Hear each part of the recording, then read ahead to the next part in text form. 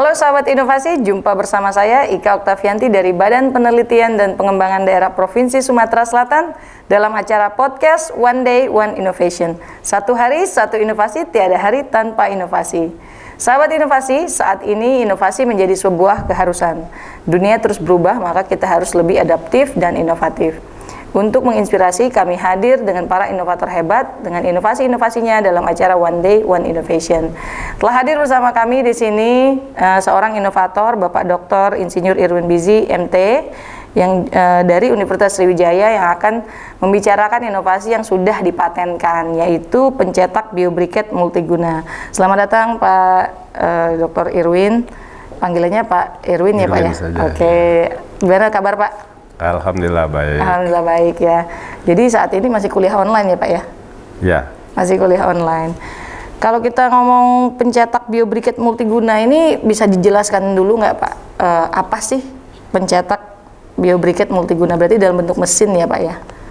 Silakan Pak. Ya, jadi awalnya itu terinspirasi banyak di Sumatera Selatan itu batu bara yang kalorinya rendah. Oke.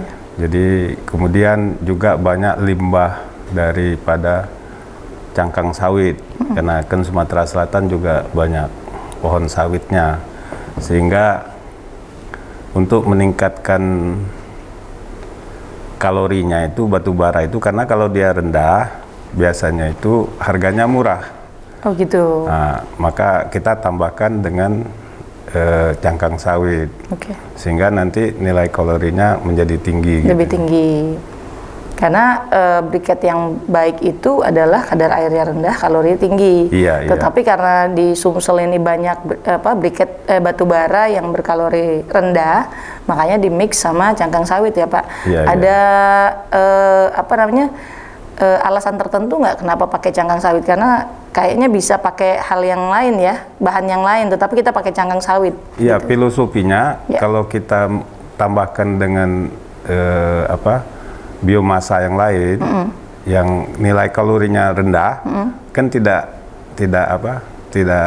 meningkatkan jadinya. Tidak meningkatkan kalori. Jadi karena cangkang sawit itu nilai kalorinya cukup lumayan tinggi gitu. Oh, tinggi. Sehingga kalau dicampur dengan yang rendah, jadinya briketnya kan jadi nilai kalorinya tinggi. Tinggi ya. Dari mulai kapan Pak ini terpikir untuk membuat pencetak biobriket multiguna ini? Ya, selama ini orang membuat peralatannya itu kompres, jadi dikompres pakai hidrolik gitu kan. Oh gitu. Nah, bagaimana kami berpikir bisa dia langsung mengaduk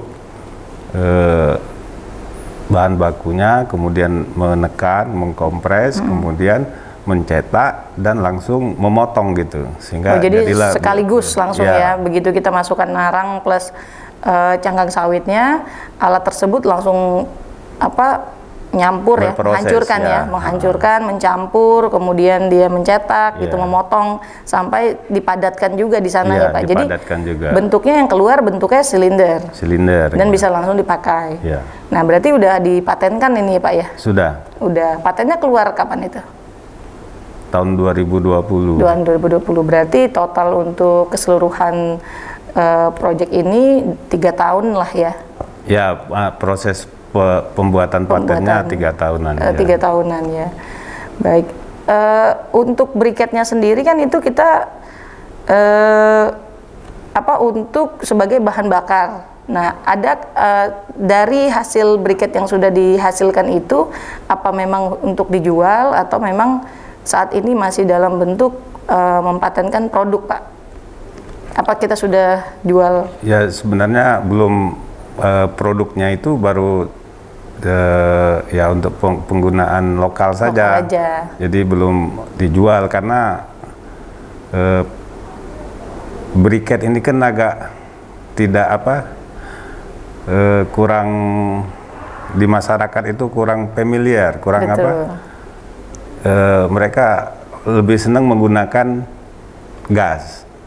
Karena lebih praktis kan. Iya, betul. Nah, briket ini belum, karena masih ada energi alternatif lainnya. Oke. Nah, dan ini juga mungkin merupakan suatu hal yang gagal lah ya, karena briket tidak kurang disenangi oleh masyarakat. Oh gitu. Karena tadi penyalaannya agak sulit, kemudian mau mematikannya juga sulit. Iya, betul. Nah, tapi untuk industri kecil, misalkan pabrik kecap ya dan sebagainya yang kecil-kecil itu sebenarnya lebih menguntungkan karena harganya murah kan. Oh gitu. Jadi daripada memakai gas, briket ini salah satu alternatif yang bisa digunakan untuk industri mereka gitu ya. Industri kecil. Industri kecil ya. Jadi dia lebih hemat. Ya. Dan juga mungkin dalam proses produksinya nggak terlalu susah mencari bahan bakunya ya Pak ya. Enggak, banyak di Sumsel kan. Batu bara dan cangkang sawit gitu ya. Ya, kita menghindari juga masyarakat menggunakan menebang kayu kan. Oh, betul. Ya, karena dia kan limbah kan. Limbah daripada pohon cangkang sawit yang kita gabungkan dengan batu bara yang nilai kalorinya rendah. Nilai kalorinya rendah. Ada kendala nggak Pak pada saat kita pada saat Bapak dan tim memproduksi membuat mesin ini kemudian mempatenkannya, kendalanya atau hambatannya seperti apa Pak? Ya, kendalanya itu ya di pengadukan di awalnya itu karena gitu. dia kan harus diaduk rata gitu ya. Kemudian ini kan harus dibuat mesh butiran gitu ya. Jadi karena cangkang sawit itu kan agak keras. Dibanding batu bara, kalau batu bara tidak terlalu keras, tapi cangkang sawit agak keras. Oh gitu. Nah, jadi itu yang kendala kita. Pencetak mesin pencetaknya itu memang apakah kita hancurkan dulu atau memang dia satu? Kalau saya lihat di dalam konsep mesinnya itu kan dia memang langsung mengaduk di sana ya Pak ya. Ya, tetapi kita hancurkan dulu sebelumnya. Dulu karena keras gitu. Kan. Jadi itu hanya pengaduk aja dia. Oh gitu. Jadi komposisinya udah di luar dari sana gitu. Terus kita masukkan, terus langsung mereka mesinnya mencampur secara otomatis langsung cetak gitu ya. Karena pengalaman saya Pak pernah mencoba membeli briket di online shop gitu. Memang agak susah ya karena terutama di Sumsel ya. Karena memang jarang dan masih mahal. Kalau saya lihat di online shopnya itu, makanya mungkin ini salah satu alternatif yang bisa digunakan dalam dengan posisi yang murah ya. Dengan komposisi murah. Ada kesan dan pesan nggak Pak untuk sahabat inovasi di rumah tentang inovasi ini, atau memang untuk berinovasi atau tetap berkreativitas? Ya, intinya untuk di zaman yang sekarang serba modern lah gitu ya. Gitu. Kita harus mampu bersaing dengan ya terutama luar ya. Jadi tidak mungkin sepanjang masa kita harus impor teknologi. Nah, jadi generasi muda ke depan itu ya harus banyak berinovasi. Iya, betul. Memanfaatkan sumber daya alam yang ada di kita.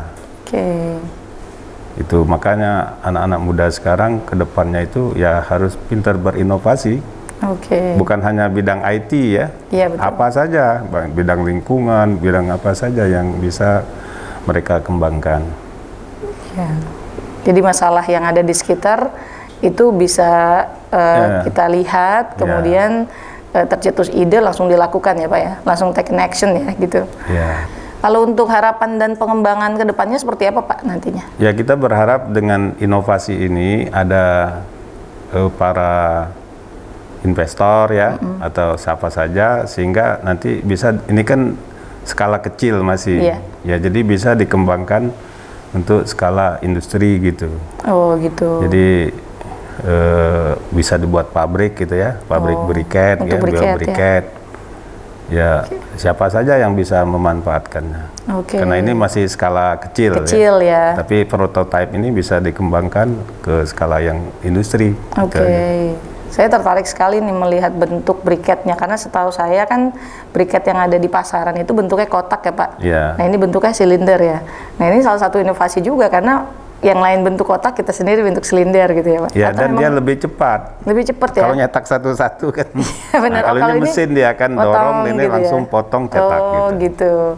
Jadi memang ini sangat membantu sekali untuk UMKM yang ada, terutama industri kecil ya, yang ada di Sumatera Selatan saat ini, karena saat ini masih bentuk prototipe dan bisa digunakan, karena harganya juga murah ya Pak ya, jadi sangat membantu sekali apabila memang ini dikembangkan. Baik Pak Irwin, ada yang mau disampaikan nggak untuk sahabat inovasi di rumah ataupun dari tim? Ya, ini acara saya lihat bagus ya, karena bisa menyebarluaskan inovasi-inovasi yang ada di Sumatera Selatan ya, sehingga kedepannya ya ini terus saja ya, karena banyak sekali inovasi yang ada di Sumatera Selatan yang bisa kita tayangkan untuk diketahui seluruh masyarakat ya. Itu saja Pak. Jadi nanti kita One Day One Innovation ada terus ya Pak ya, untuk menginformasikan ke masyarakat bahwa kita punya nih inovasi di Sumsel yang mau bisa dikembangkan lebih lanjut gitu ya. Baik, terima kasih Pak Irwin atas waktunya, kesempatannya, kita udah berbagi informasi tentang briket nih, sangat menarik sekali. Sahabat inovasi, teruslah berkreativitas dan tetap ingat kita punya jurus 4S, yaitu setiap orang adalah inovator, setiap masalah bisa menjadi peluang inovasi, setiap solusi harus sinergi, dan setiap inovasi harus konkret hasilnya. Bertemu lagi dengan saya di podcast One Day One Innovation selanjutnya. Salam inovasi.